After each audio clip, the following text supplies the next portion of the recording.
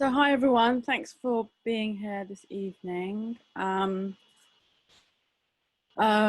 think all of us are feeling quite tired and overwhelmed and just generally probably frustrated, and it's very sad by what's been going on right now. So I just wanted to acknowledge that and just kind of bring to the space that, you know, there is a lot going on for everybody right now. And it does feel like a bit of a weird time to be doing an event like this, but at the same time, we kind of felt that kind of some of the issues that we're talking about tonight are quite important, and cross-cultural relationships, I think, for me personally, are really important in maybe talking about some of the issues that are going on in the wider community, and are kind of, for me anyway, like the center space where a lot of these discussions could and should happen. I just wanted to just acknowledge that, and acknowledge that probably a lot of us are feeling or having to deal with a lot of difficult emotions right now. And yeah, it's not an easy time. That said, I am super happy to welcome all of you, and especially to be in conversation with Chantelle Lewis, who is amazing. And when I was thinking about the event, Chantelle was kind of the first person I thought of, kind of in terms of who I'd love to have this conversation with, and who I felt would really understand and be able to discuss and debate some of the intimacies and nuances of this. So I'm just going to read you her bio because it's pretty cool. Chantelle Lewis, who is a PhD candidate and currently writing up her PhD thesis on Black and white mixed race families in predominantly white suburban town in the West Midlands. She is also a co-host of she's also co-host of Surviving Society podcast and program director at okay, well, I'm listening to this, but yeah. Okay. One sec. I'm just going to say that last bit again. Chantelle is also a co-host of Surviving Society podcast and program director at Leading Roots. So thank you so much, Chantelle, for taking time to be here this evening.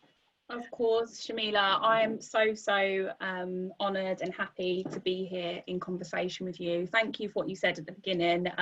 Just going to put it out there and be honest. I don't think I'm definitely on as good as form as I usually am, because I feel quite, overwhelmed, a bit tired, maybe a bit more optimistic than I was a couple of days ago. But yeah, so thank you for opening the space and addressing what's currently happening, Sharmila.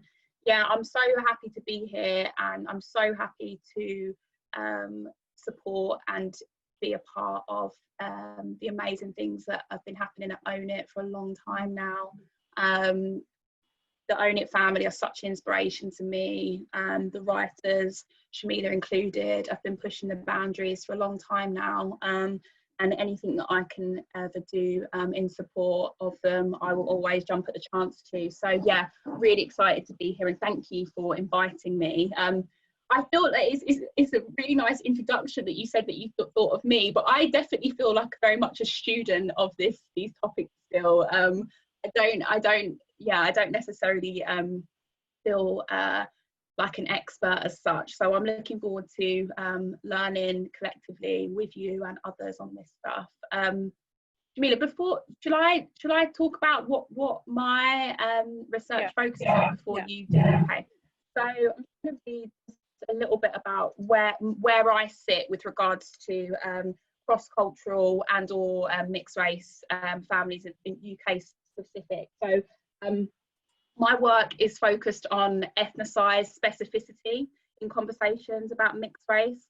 So I take the lead from Black scholars like, Black scholars like Dr. Emily Joseph Salisbury, Dr. Paris Campion, Dr. Faraha Hassani, Emma Dabiri, that we need to be really clear about who we are talking about when we address cross-cultural and or mixed families. So it was such a refreshing read, reading the introductory to Sharmila's forthcoming book, because she's talking very specifically about South Asian and Black Caribbean families from an insider perspective.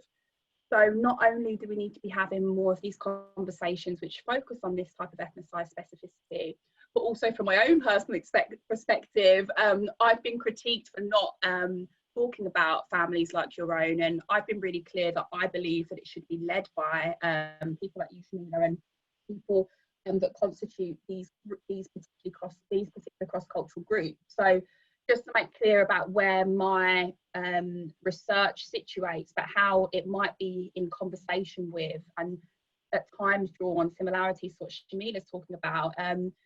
So in my writing, I've made it clear that my work is about Black, Caribbean, white, Irish and British mixed race families in predominantly white environments.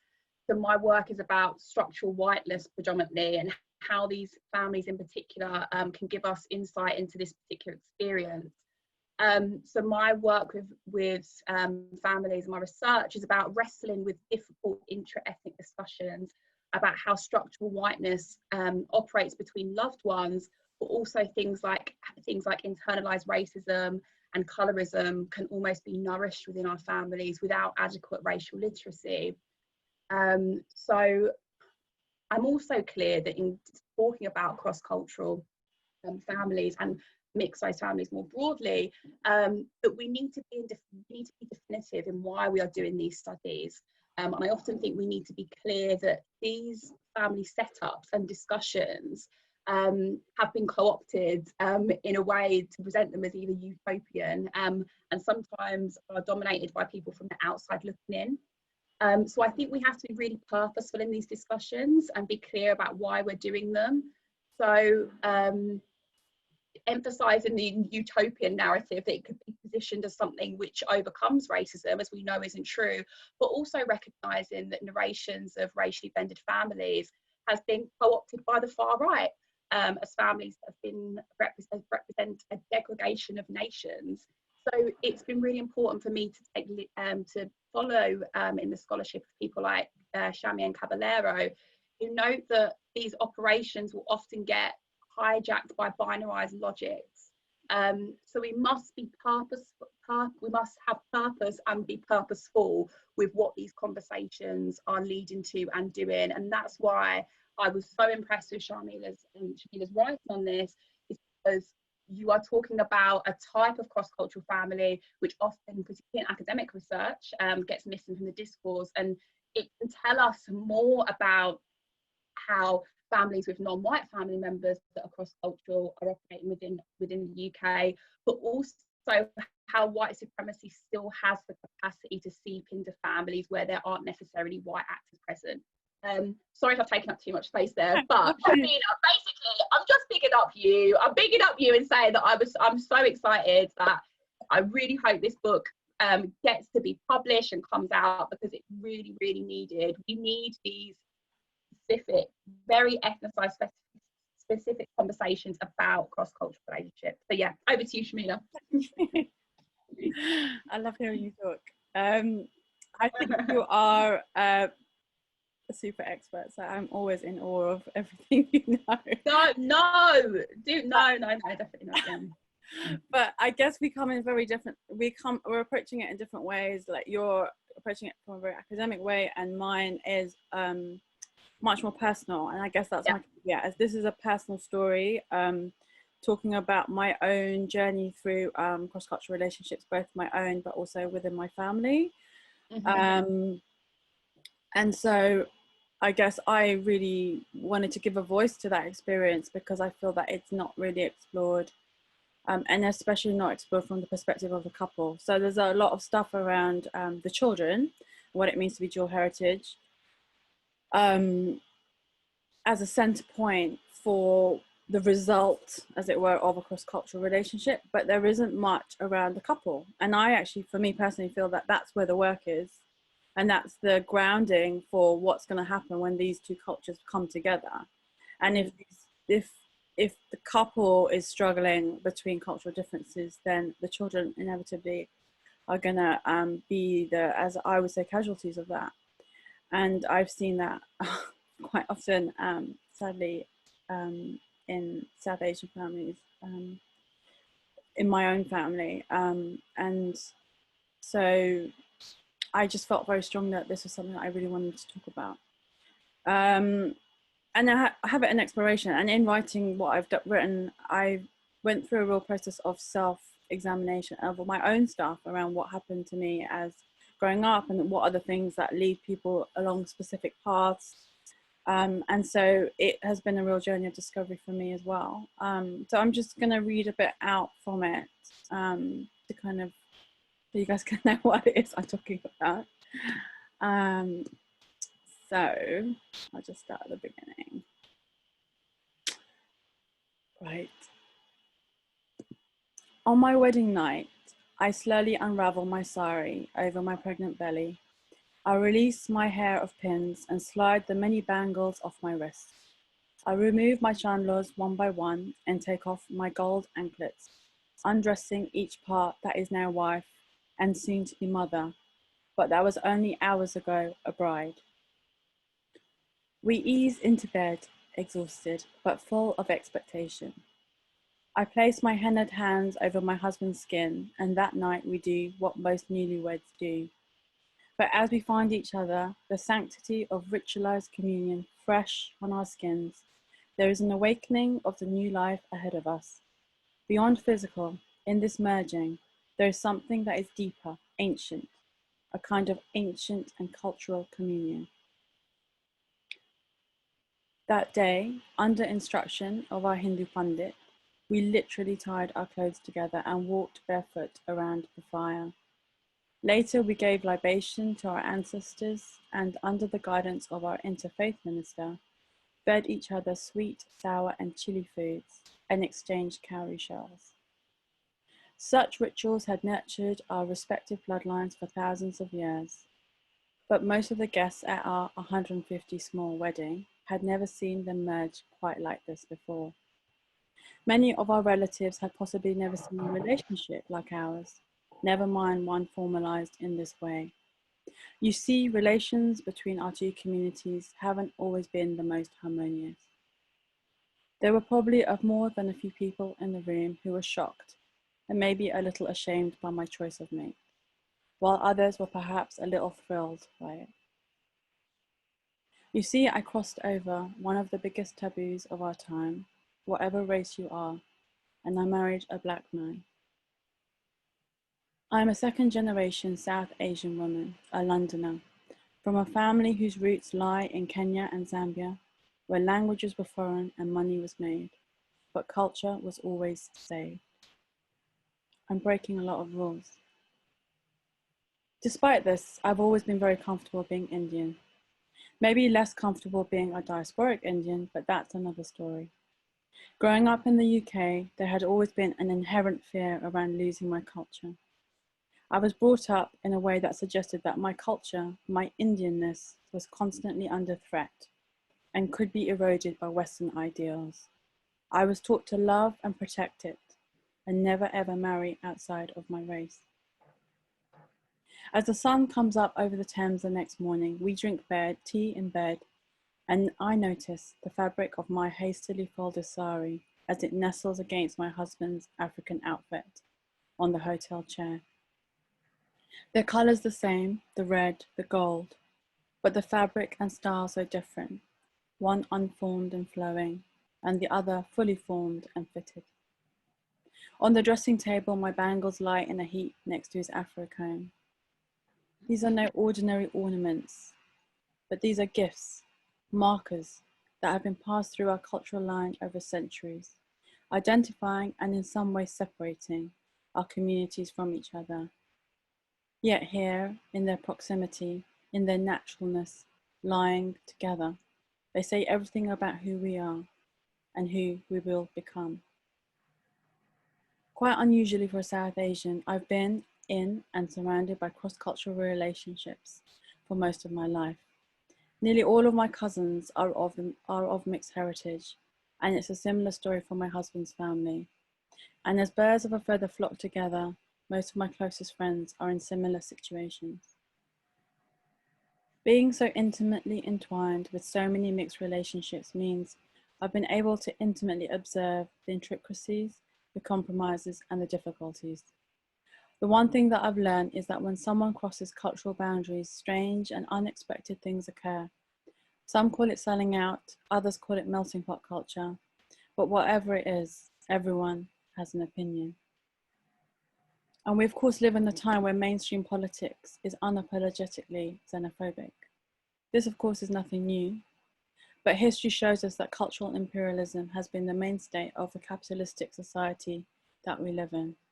However, what's different is, or perhaps despite that, the number of interracial or cross-cultural relationships have increased significantly, both in number and visibility. Couples from John Lennon and Yoko Ono, Rajiv and Sonia Gandhi, and Kanye West and Kim Kardashian all suggest that cross-cultural relationships are part of a new normal. Yet the truth is, we just don't know a lot about relationships like mine. And for those of us that take the leap across the cultural divide, there's little to guide them across this uncharted territory. In fact, even in this day and age, an exploration of sexual attraction and love across culture and race is still taboo. My question is, what parts of a culture prevail and survive, and which parts fall away and die when two people of different cultures come together? And do mixed relationships only work when one culture bows or is subsumed into another? Does one person have to give up who they are? And are mixed relationships really a type of cultural suicide? In a society obsessed by race, identity, and division, is it really possible to cross the cultural divide? And can two cultures blend together to make a new culture that works for both parties? And if so, how does cultural survival work? That morning, as newlyweds, we nestled in bed, and I stroked my belly and considered the child nestled in my pelvic bowl. A bowl where everything had merged, where desire, love, and culture have created something, somebody completely new, something rare in the mix, yet altogether natural and normal at the same time. I wondered what would survive, not just for this child, but for me too, as we birthed this marriage together. Fast forward, and our son is now 10 and our daughter is 4. Driving them to school one morning, I thought about what type of music to play. What would feed them and nurture them? Will it be the local Indian station or some jazz? But that day, I find a conscious reggae tune, Little Cottage in the Grill. This is for my mother-in-law, and it plays cheerfully from the speakers. It is my mother-in-law's and my husband's least favourite. As we turn the corner and drive down the hill, the momentum lets us glide with no accelerator, and it's effortless. My eyes watch my kids in the rear view, and my heart lifts to the song. I feel my body connecting to the words in a way that tells me that this is something that now belongs a little bit to me. Somehow this culture, different and distinct from my own, seems to live in my body, almost like the biology that created my children. How did this happen?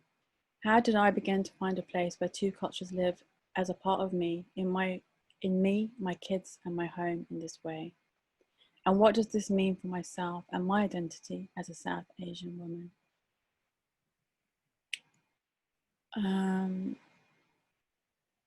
Yeah, I think that's it. I think I'm going to leave it there.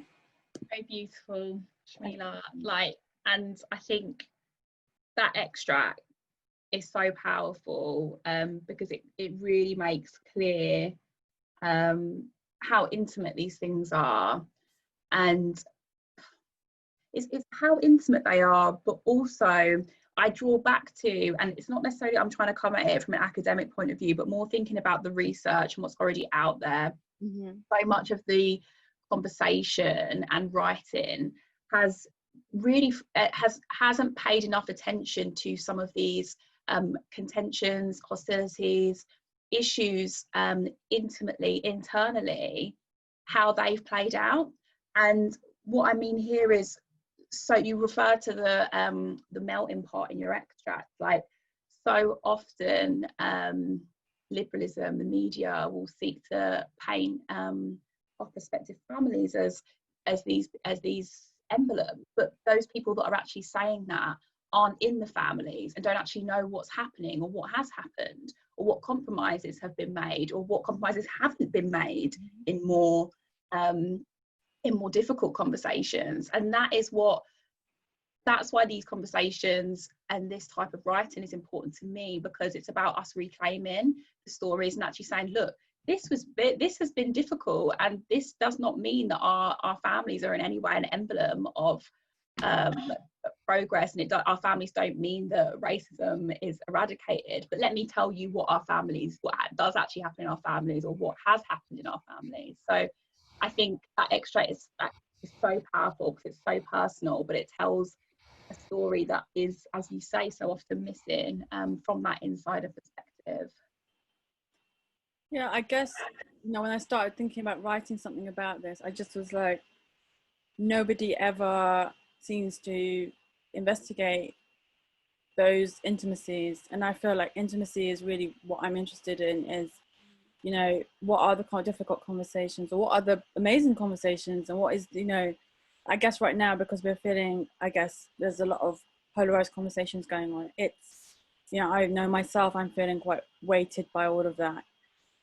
But there is optimism also around, for me, around what cross-cultural relationships kind of can do if they are engaged into consciously. And with, I guess for me, what's most important is acknowledgement and language. So kind of what I noticed as a change is that, say, some of my family that grew up in the sort of 80s,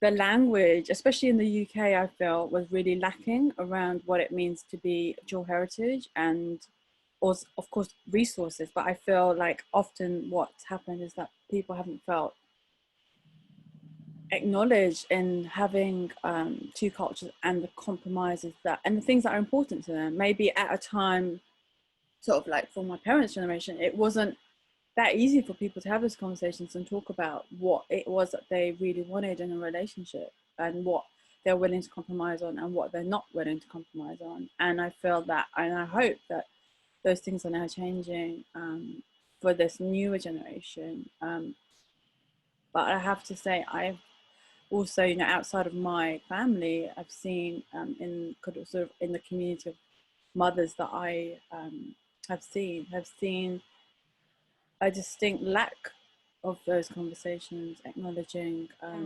difference, and acknowledging, I just don't feel that two people coming together need to disengage with their personal cultures. And of course there's nuances and compromises to be made, but I very much, in my own personal thing, feel that it's important to allow to engage in each other's culture, rather than try and subsume one within the other. Definitely. And I think what's really interesting about that observation amongst mothers, Sharmila, that I've definitely seen in my research, drawing on scholarship from Bell Hooks, how sameness obliterates difference, and how that emphasis on sameness will operate even between parents and children. So trying to obliterate these two things in order to imagine something which is completely new just erases culture and erases heritage. And it's one of the things that I found so difficult in writing about, how both my white and black parents within my sample have at times engaged in this notion of trying to obliterate difference, and actually the naming of difference is really important. And I guess it speaks to what you're talking about and what you're writing about, Sharmila, is again how intimate these things are.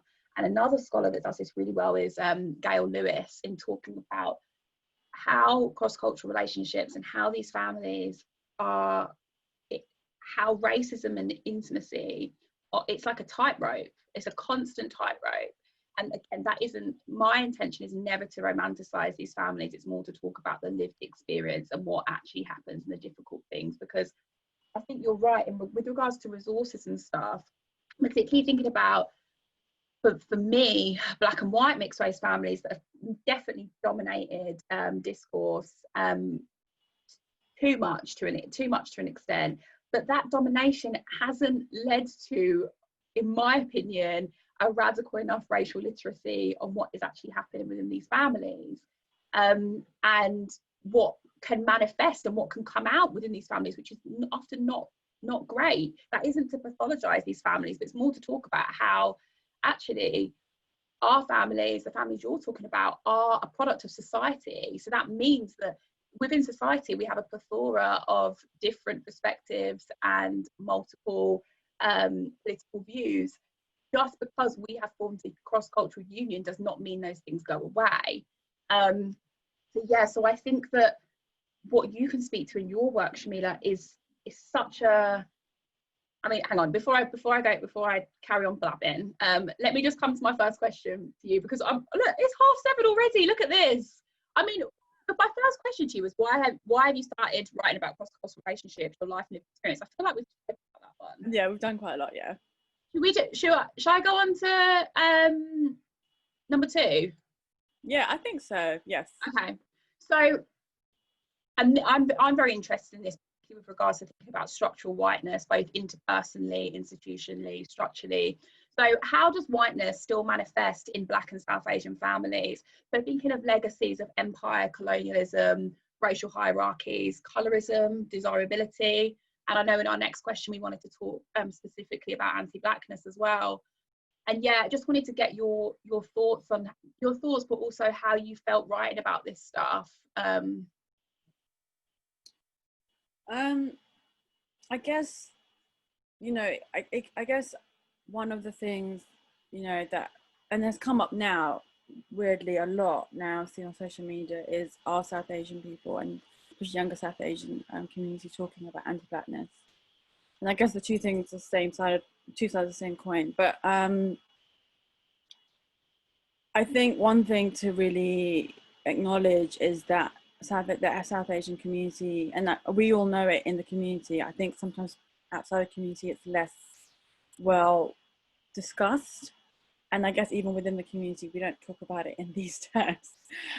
So yeah, I feel a little bit vulnerable talking about it like this, but I kind of feel that it's an important discussion to have, which is that, you know, as a legacy of colonization, we definitely have a very vibrant and well-enforced racial hierarchy within the community in terms of white being superior and Black being lower. And, you know, this is no big surprise, but I feel, you know, it's debatable. Different things I've read have said different things.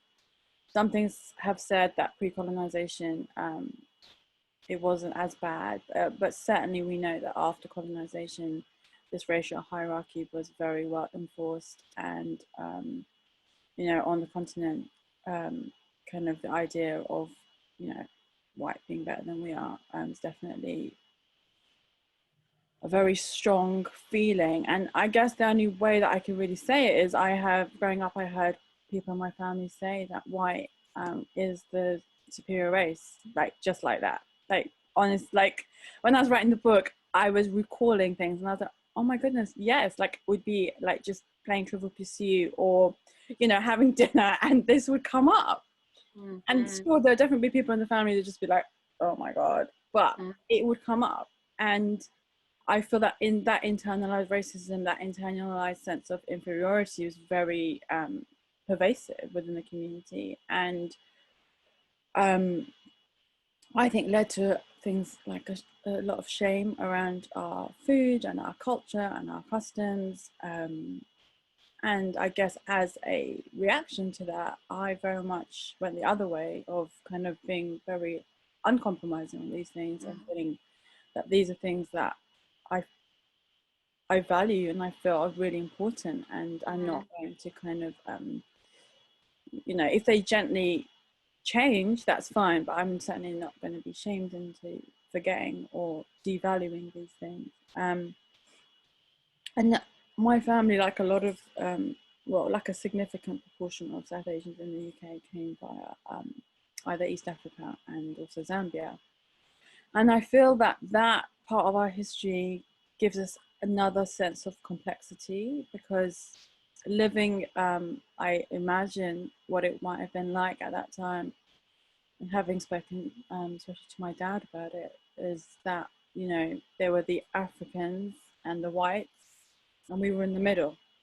And so everyone was living separately, and racial hierarchy was such that you couldn't really talk to a white man, and you couldn't really, you know, they were very separate and distinct from our community. And my mum once told me a story, which is weird that she told me this, like, to me as an adult. You know, might have been sort of 3 years ago.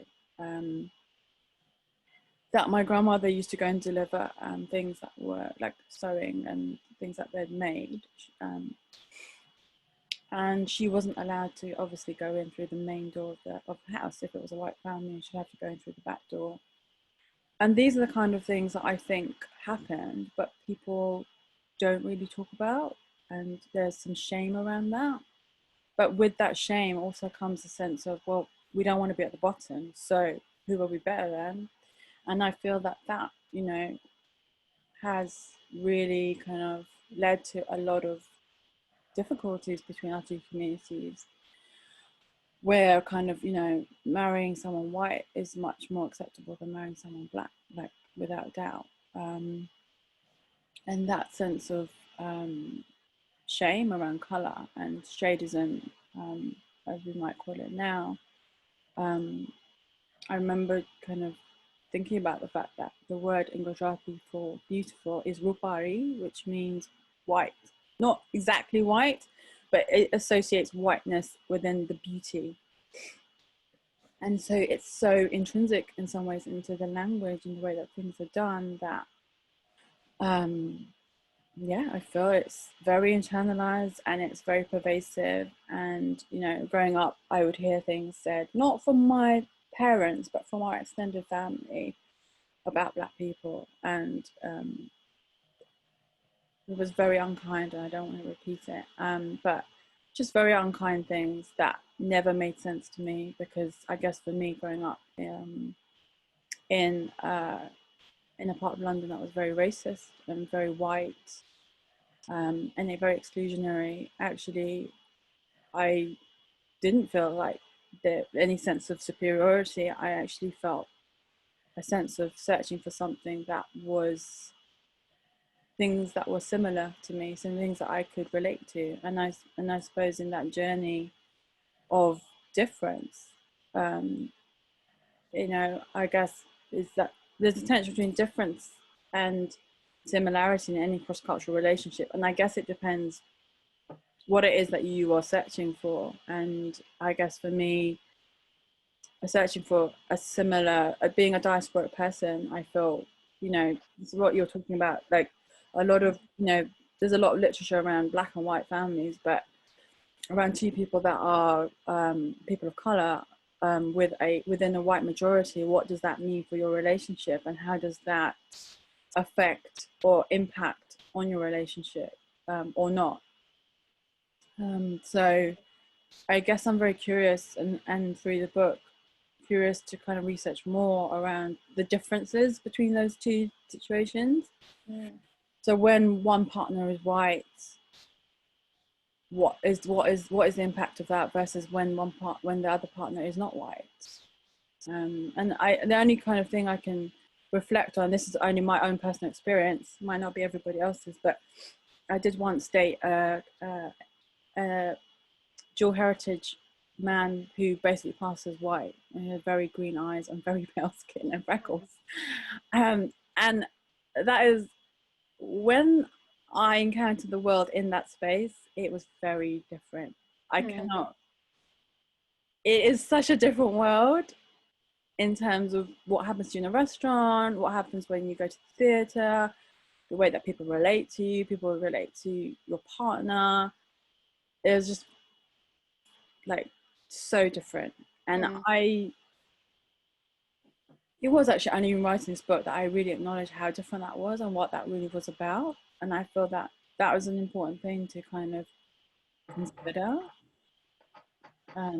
Yeah. I was just going to say, no, I think you've said so many things there. I did. I just no, it's really good. It's really good. Let me roll back to when you were talking about thinking about racial hierarchies and thinking about anti-Black racism amongst South Asian communities. So I think that with regards to research that I've done, I think definitely one of the more uncomfortable things about what I've tried to write about and the conversations that I've had with participants is the manifestation, the longevity of anti-Black racism and how that is engaged with so intimately with my case with Black, Caribbean and white families. And the one of the key things that I've definitely found difficult in reconciling is how these become internalized by Black and white mixed race people, but also how they become internalized at times by Black parents. And it's not necessarily, it's something that I hadn't necessarily anticipated happen. Of course, like things change over generations and different generations had different perspectives and varied over time. Like it's not just about generations in the way these conversations go, but it was definitely a very difficult thing to grapple with. And I've sort of been forthright in trying to both talk about that and try and reconcile with some of these things with my participants, but also more broadly in how I've spoken about this stuff.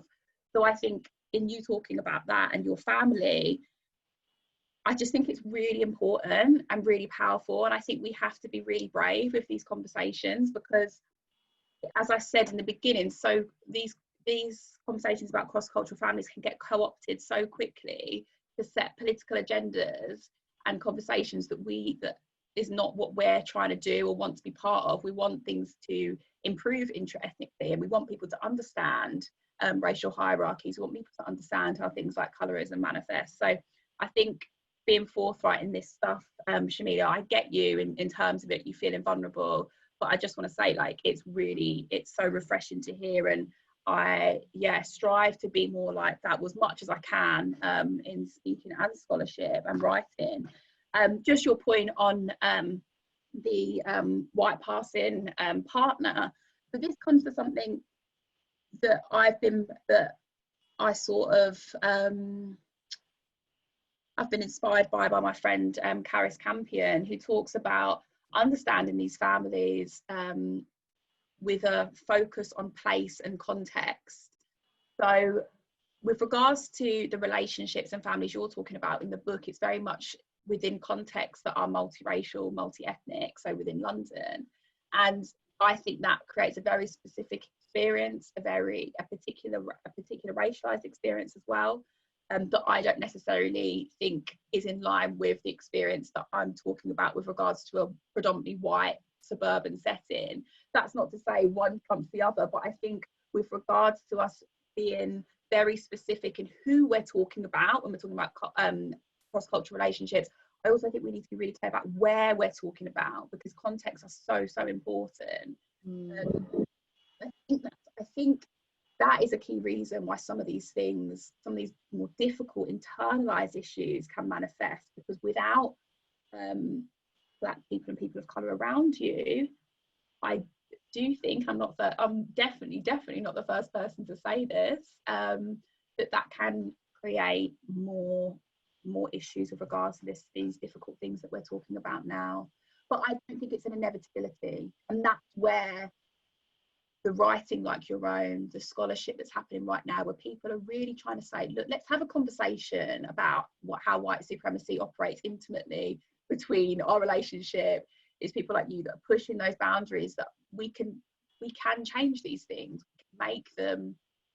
we can lay them bare basically, and seek to undo and unlearn some of these things that have happened, whilst also recognizing that there have been many that have been trying to do that before us as well, and we're just sort of we're being passed the baton to carry on, but equally try and delve deeper into how difficult these things can be.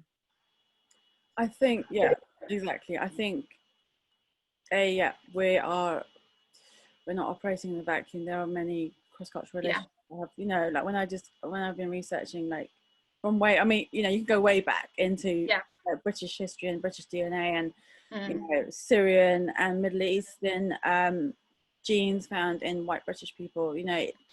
It's been going on. It is almost an inevitability of being human that these relationships are going to happen. I guess for me, what's really important, and the reason why I was very interested in the idea of cross culture rather than race, is that I feel that culture is the biggest thing at play in a way. So how two people interact and then bring up children within that space is all about the currency of their culture, and it's all about how people value that culture within the relationship. And that, when you're talking about kind of internalized racism or internalized white supremacy within a relationship, I feel that that is very much part of that conversation. Yeah. And if we can't, for me anyway, what is really important and has been really important is,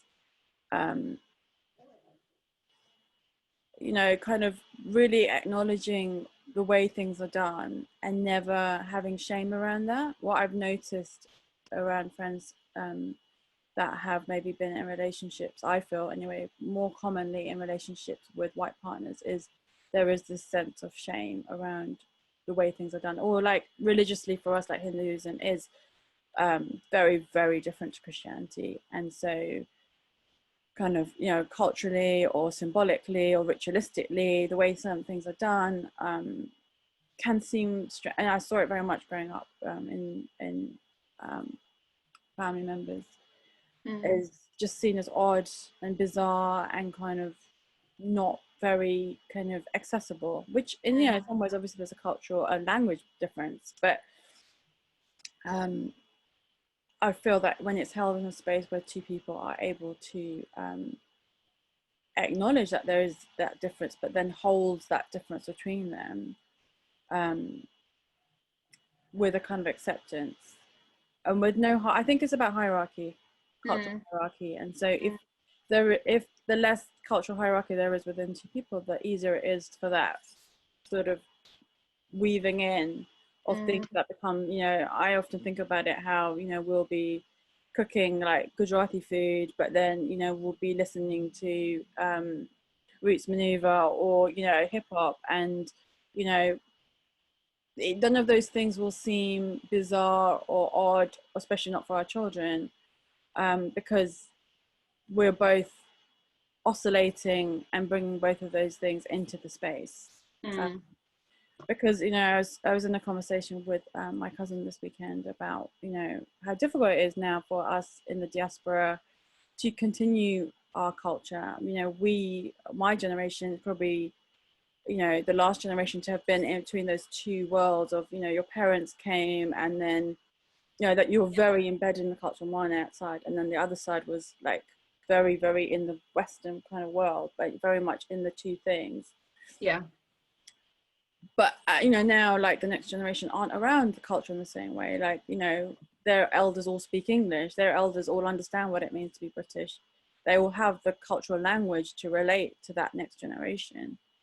And so in a way, our culture, the ease of which culture is translated to the next generation is not natural, in the sense of it's not just you see it around you and just absorb it the way that we did, which means it's much harder work for us to then keep that alive and then allow it to build in the family home as a way that is natural, because we just don't live like that anymore. And I guess that's why I think culture and cultural kind of exchange is such a big part of where we're going to go as a society, with so many more like mixed relationships and just much more kind of mixing in the way that we live. So yeah, it's, for some people it's very scary that the culture is going to change and the culture is going to become different, and for other people that is, you know, what we've been doing for generations and centuries and part of what it means to be human. But living now in the way that we live, retaining that culture for me, and, you know, for my kids, in terms of them having understanding both sides of their culture, feels just so important.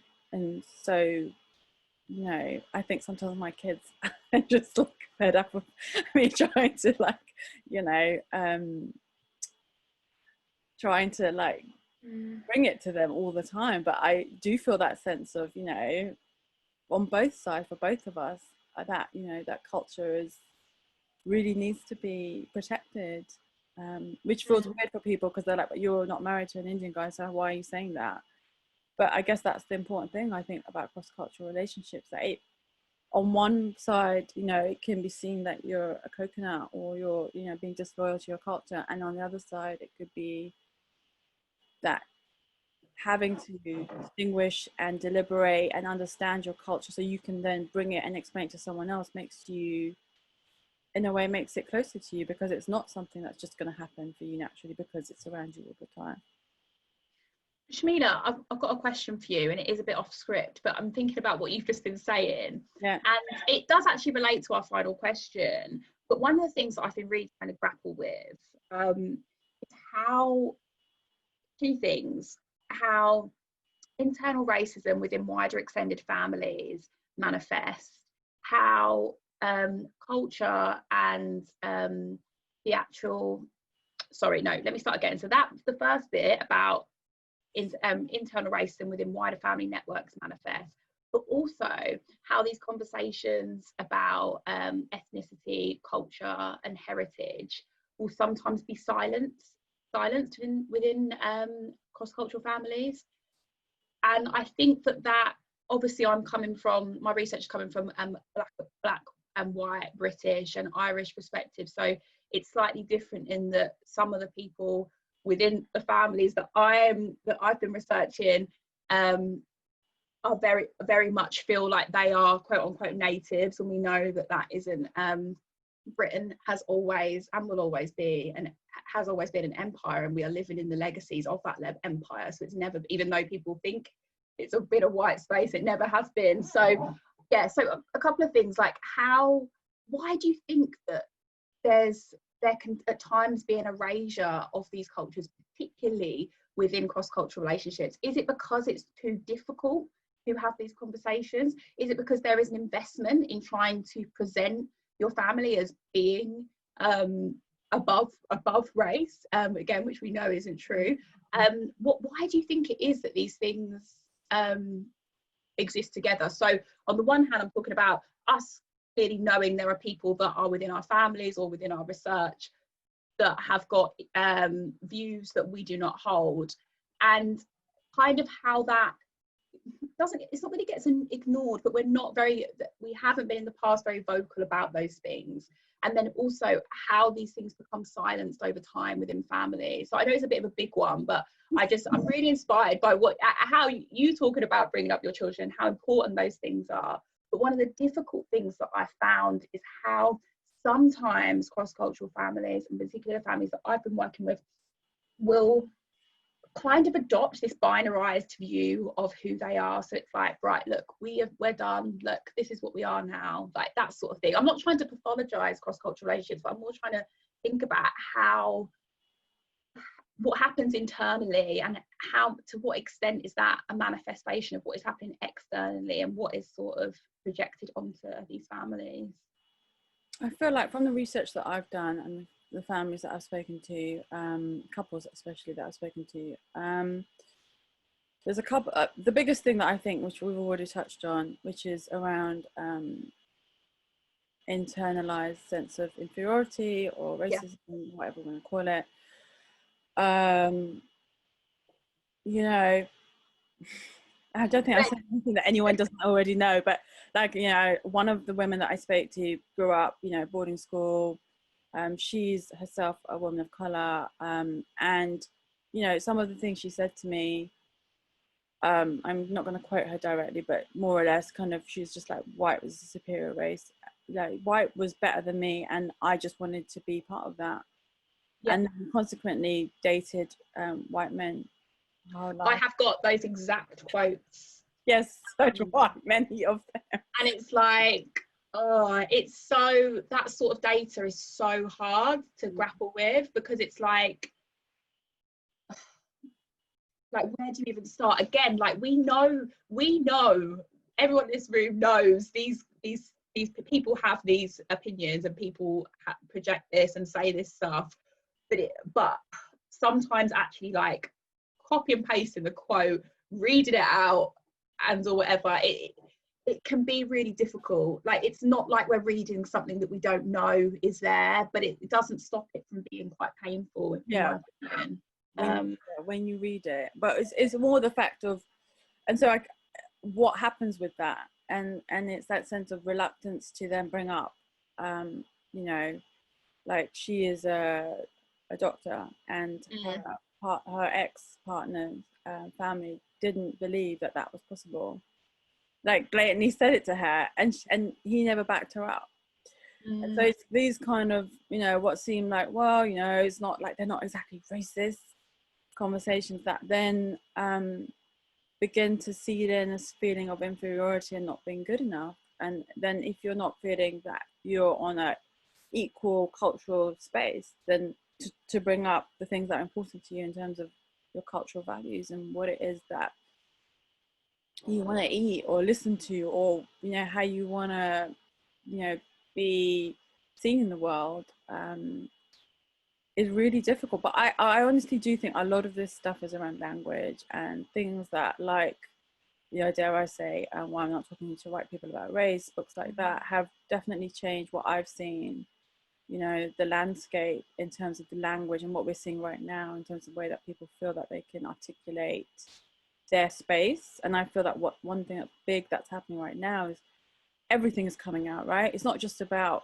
police brutality, it's the whole paradigm of the construct in which we live in, and outpourings of people's personal experiences, from interviews, to relationships, to the way they're treated down the street, microaggressions. It's all coming out right now because people, I think, feel that that people are going to listen to them now in a way that maybe they didn't before, but also that there's just like a leaking of all this stuff all the time, and people haven't had a space to put those things. But now there's a language that's evolved around it, so people can articulate, this is how I'm feeling because, you know, you have privilege and you don't. Say 5 years, I used to teach race and gender to theatre students, and I noticed as the years went on, their language around this subject just accelerated. The white students were like, I have privilege, and like 5 years before, like they had no idea what that meant. We didn't even know how to talk about that.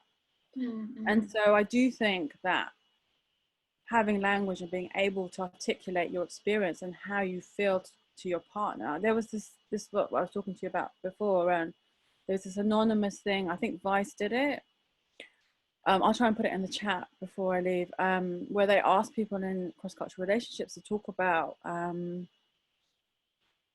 things that they couldn't say to their partner about their relationship. And some of the things that there were people saying, I feel that I'm inferior, I don't feel that you respect my culture, I don't feel that you understand who I am. And there's also things like people saying, like being very honest, like, I feel that I have a fetish and I'm not sure if this is part of my fetish or if it's a pattern that I'm in. And just some of the things that people said very honestly, because they felt that people weren't going to judge them for it, were very, very just, I don't know. I want to be as optimistic as you, Sharmila. I really want to be, but I remain suspicious of some of the conversations about race we're seeing more publicly. One thing that I will say is that I've tried to get through my own platforms, or I've tried to be really honest in talking about dealing with racism amongst white family members. And I had, over the weekend, I had participants from my research messaging me like, Chantelle, I took on the uncle, I told him about himself. And I guess for me, like, I don't want to put Black people in danger, and I don't want them to have to feel like they have to continue to explain their existence, because I think they've had to do that for a very, very, very, very long time. However, with regards to my research and thinking more intimately within these settings, if that has been cathartic for my participant and they're excited about the fact that they've got to like stand up this racist uncle they've known for 30 years, then I guess that like there's some good that can come out of that perhaps. he might not necessarily listen to them, but one of the things that remained such a painful thing within my research was how difficult it had been negotiating those intimate racisms between white family members. So I think you're right with regards to language. I think we could be on an upward trajectory, but I remain suspicious. But hopeful. I am trying to be more hopeful. I'm trying to be more hopeful and purposeful in where I direct my energy. I feel you. I've also felt quite suspicious, but yes, that's other conversation. But I guess for me, just coming back to the cross-cultural relationship, I feel that at least now it's giving people language to maybe explore things that are going on for them in terms of how they may feel. You know, I've had friends and family say they've not been able to talk about things with their white partner, most especially because they felt some shame around those things in their culture. And I think that that's deeply, deeply sad and problematic, personally, in terms of forming a life together. And I guess that's one thing that I'm trying to explore in the book, is also the differences and nuances in terms of having a partner that's white and having a partner that's not white, and how that plays out, because of, you know, living in a larger white majority versus you know, both of you coming from more smaller communities. I'm just going to grab my charger. 1 second. Sorry everyone.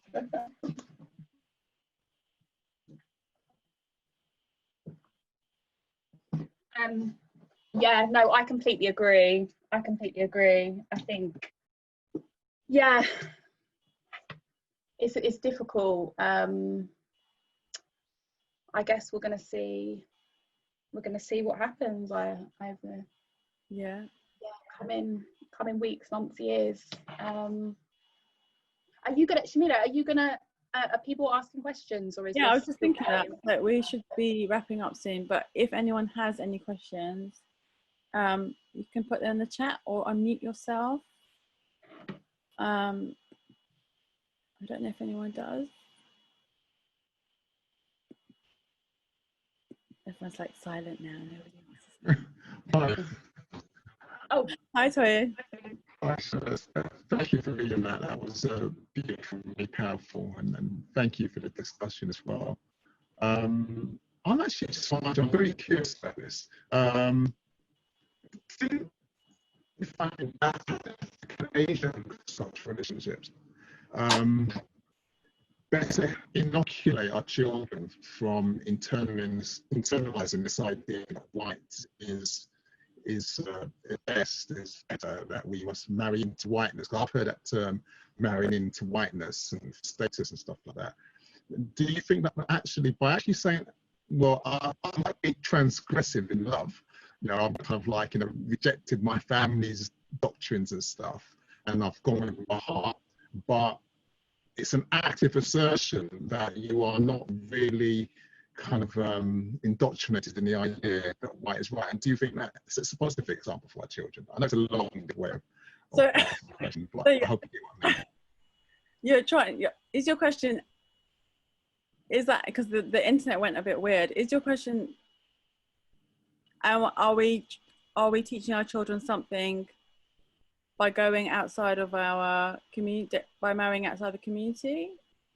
Yes, but specifically rejecting the notion that exists in both groups, that white is better for status. Yeah. So actually you're saying you can be you can fall in love with who you fall in love, you can be transgress the family members, but you're actively, by being together, are you teaching your children that actually you can still do this and you don't have to marry into whiteness, and that is a positive thing? It's a very big question.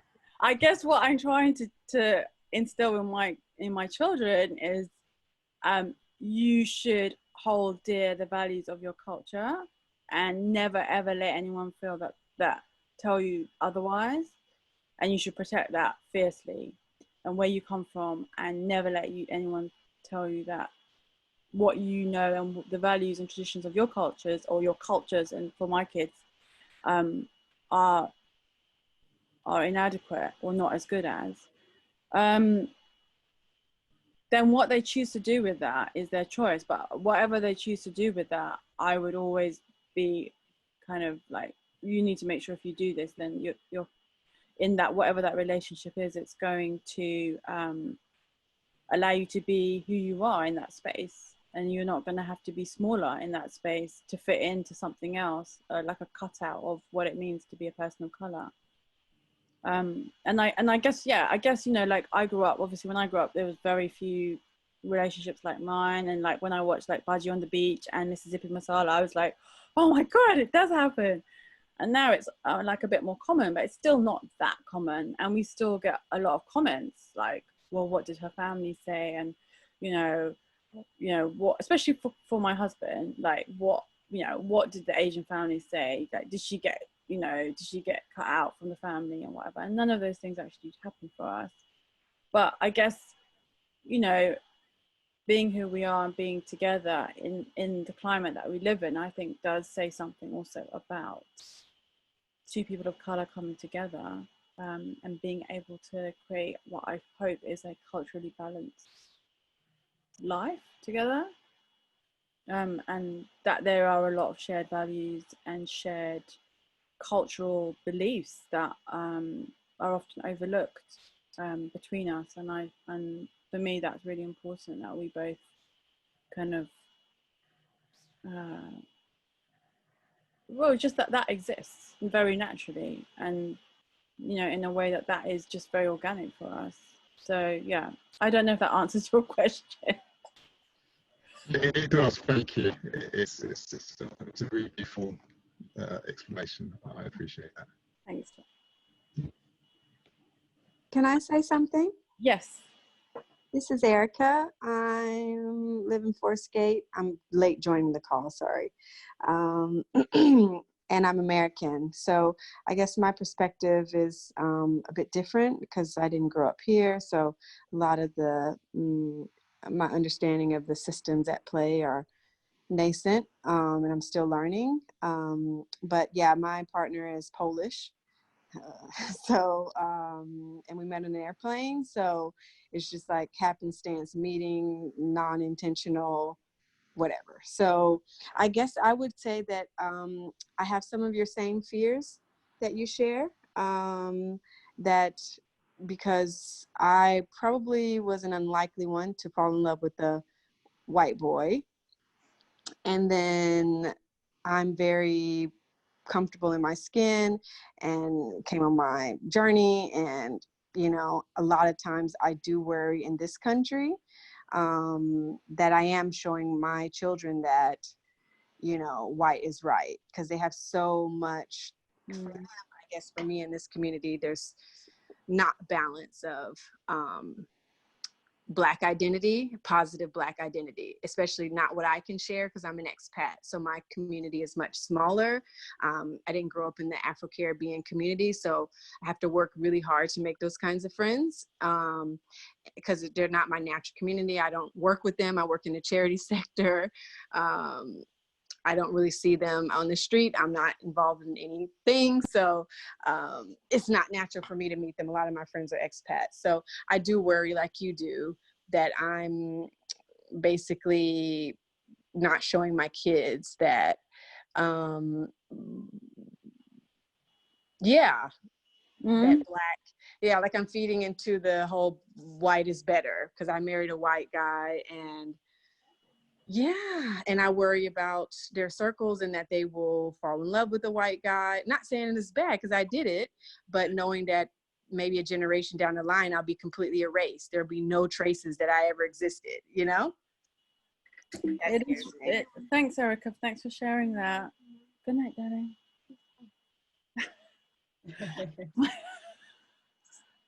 Do you want me to come in? You can comment for a minute. Let me just. Okay. Thank you, Erica. It's really nice to meet you, and thank you so much for that. I totally understand your fears and concerns. I would say that what for me, and as a Black woman, or as a Black mixed race woman, so with a white parent, the racial literacy, the purposeful racial literacy that my dad and my mum, my white mum to an extent, engaged in, was very important for me growing up. And I think that you have to be purposeful in that, and it's really important to be purposeful in that. I think that it's important to have conversations about how race operates on both an institutional, structural and interpersonal level within your family, but also how your family can at times be positioned as an emblem of progress, and kind of both purposely showing how that isn't actually the case, and showing the intricacies and how the variables are, sorry, not the intricate, so the intricacies about how your family is positioned is really important. So what I'm talking about here is being really direct in discussions about how internalized racism can manifest, discussions around the existence and manifestation, global manifestation of colorism, and just being really forthright in those conversations. So many generations and generations of Black parents in particular have done this with their Black and white mixed race kids. But I think that there could be more of it with regards to both of our family formations, Erica, and I think that we're in a good place to do it because there's lots of resources now. But I think, yeah, one of the key issues that I've had in my research, one of the key themes, is how in absence of these discussions, it creates long-term issues around belonging and identity, and that can at times manifest as internalized.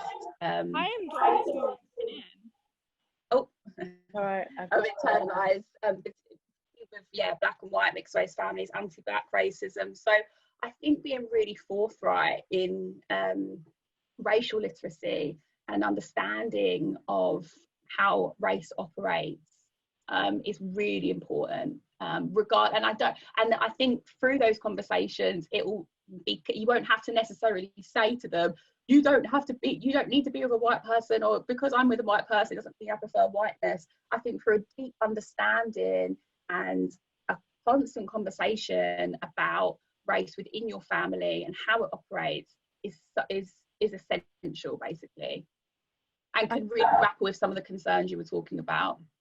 I think I'm going to quickly add in, Erica, is that I guess, obviously it's slightly different because South Asian and white is a different kind of dynamic, but when I've seen it done well in our family, which has been quite rare, I've noticed that my aunt would really not work hard, but it would just,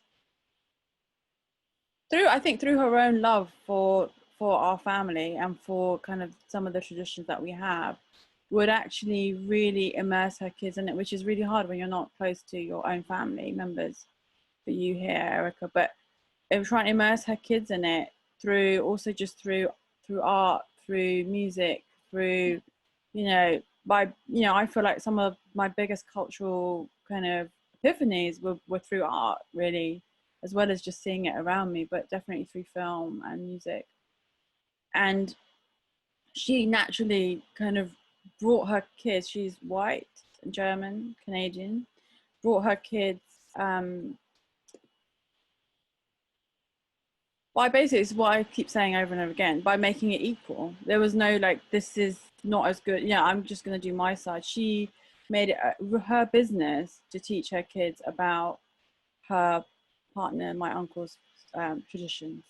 She really centered that as a really important part of it, as well as obviously teaching her kids about their German side. And I feel that is so rare, and that is, for me, was been such an inspiration for me personally in terms of ensuring that my kids have that, is by actively being like, you guys need to know about this for your dad's side. It's not just my side.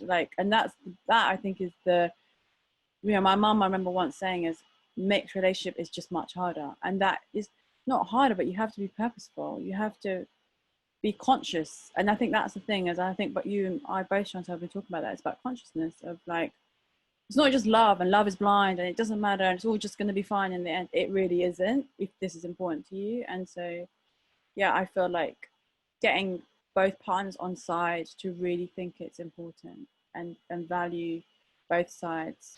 Otherwise, it's really hard to do it on your own, to uphold all those cultural things by yourself. So that, yeah, I don't know if that was helpful at all. Just, yeah.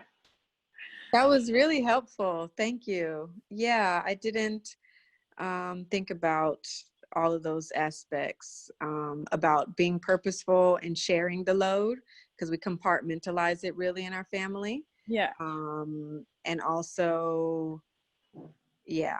Mm-hmm. Thank you. Thank you.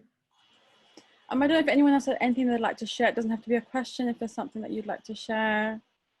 I have a question. Just hey, how you doing?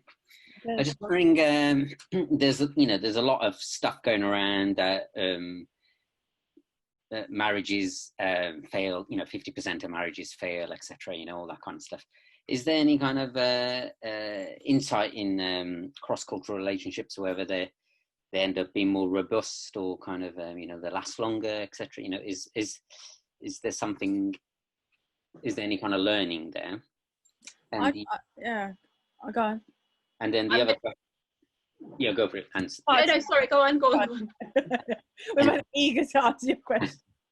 And then the other question is around, these cross-cultural relationships, and I've always wondered what the role of patriarchy, because my experience of relationship, there's the power relation between the man and the woman anyway, so that's quite difficult. And then you've got the power relations between different races in terms of structure.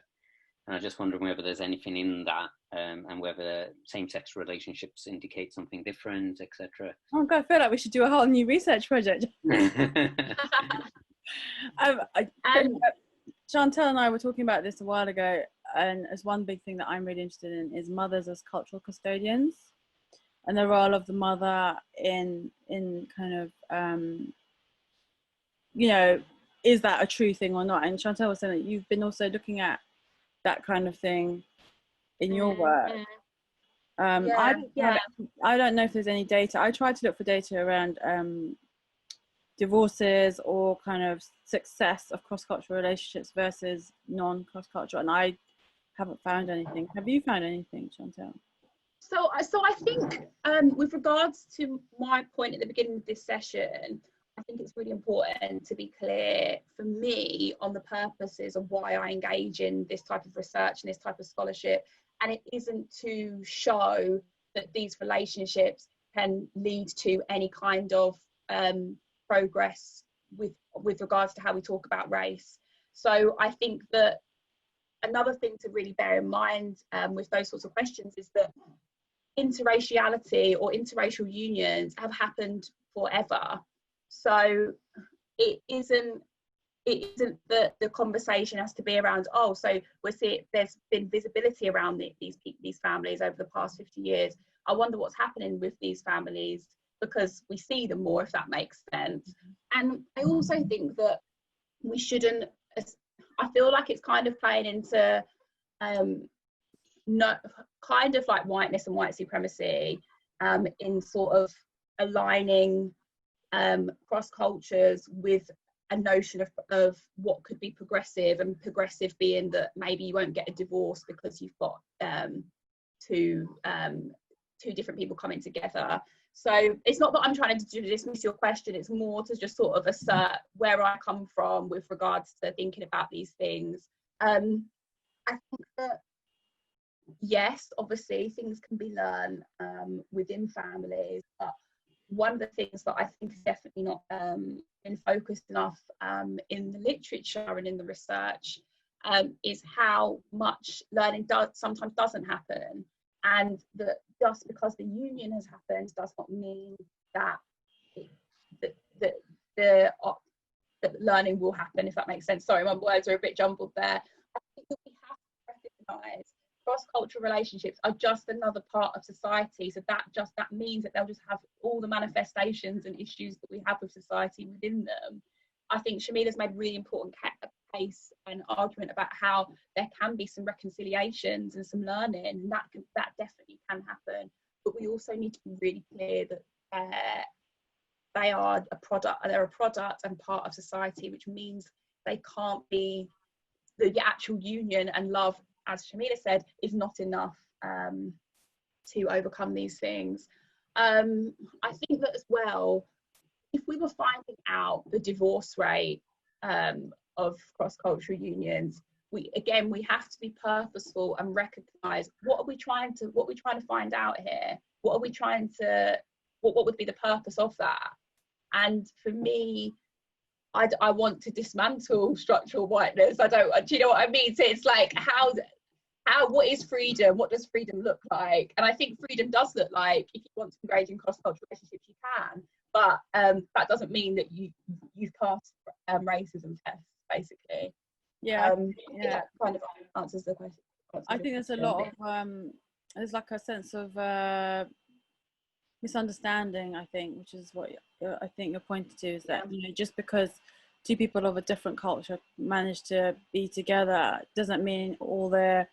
And I think as a child I was really perplexed by that, because I'd see two people very different sitting at the dinner table having dinner together, and then some of the things that would come out of their mouths, I couldn't reconcile that, because I was like, but you in love with him, but you're my white auntie, but you have these ideas around what it means to be Indian, and that's okay. Exactly. And whether it's IKEA or Vogue magazine, we're sold this lie that that conversation that you're witnessing, Sharmila, doesn't happen.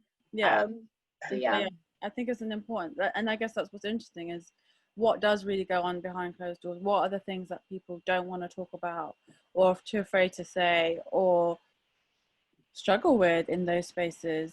And I think it's really interesting and sometimes difficult. I am aware that we are now over time. Thank you everyone for being here. I really appreciate it, especially at this time, for being part of our conversation. Please, if there's anything else that we didn't get a chance to talk about, please find me on socials. I'm on everything. Chantelle, you're on everything except Instagram, right? Yeah, sorry guys, I made us come on Zoom. I'm really anti-Instagram. That's so bad, isn't it? More for my own personal self-preservation. So thank you for joining us on the also very highly problematic Zoom. But we have what we do. We use what we can in these times. So thank you for being here. But please hit us up on socials. I really appreciate you being here, and that's it. Thanks so much, everyone. Take care of yourselves. Don't have to be productive. You can rest. Get some rest. Self-care, self-preservation. Have a great evening, guys, and bye everyone. Bye.